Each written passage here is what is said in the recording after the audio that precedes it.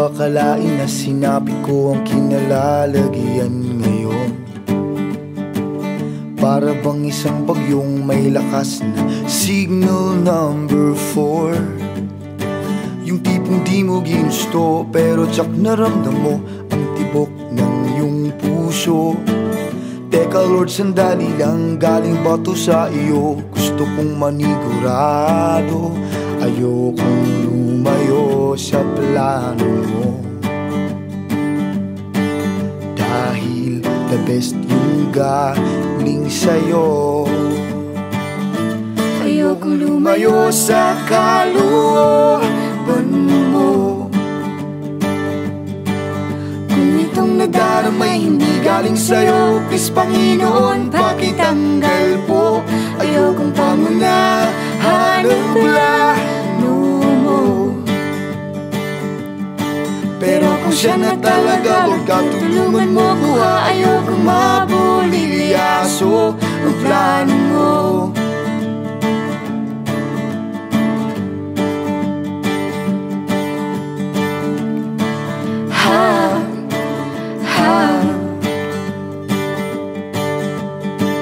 Di ko inasahan ang saniyang pinilit kinalalagyan ngayon. Di naman kasi ako nabighani sa kaniya noon. Yung kusa kang nagkagusto, simula nang matento na siya'y nagbago. Wala nung siya'y nagseryoso, binigay buong puso kay Jesucristo.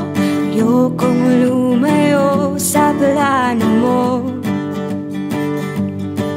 Dahil the best yung galing sa'yo. Ayokong lumayo sa kalooban mo. Kung itong nadaramay hindi galing sa'yo, please Panginoon, pakitanggal po. Ayokong pangunahan ang plano mo. Pero kung siya na talaga, Lord, katulungan mo ko. Ayokong mabulilyaso ang plano mo.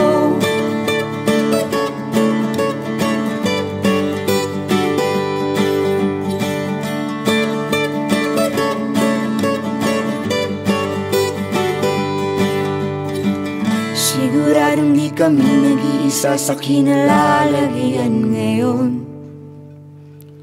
May mga batong tumama sa mga nakikinig sa amin ngayon. Matatapos na ang kanta, nakakarinig ka na, natamaan ka na rin, di ba? Wag mo na tong ikaila, may hiya-hiya ka pa, ganito rin ang prayer mo, di ba?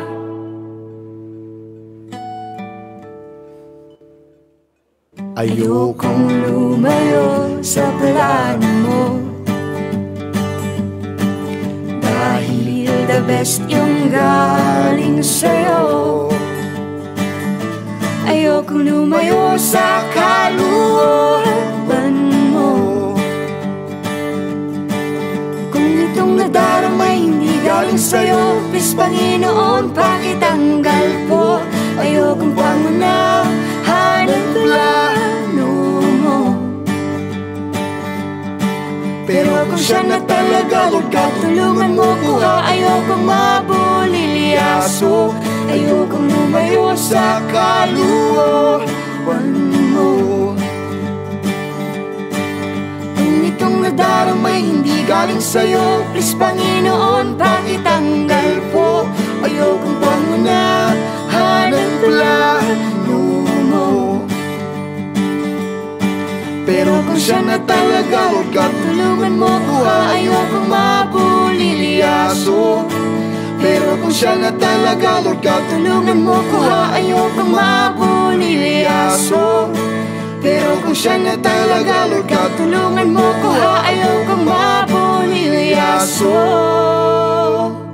ang plano mo.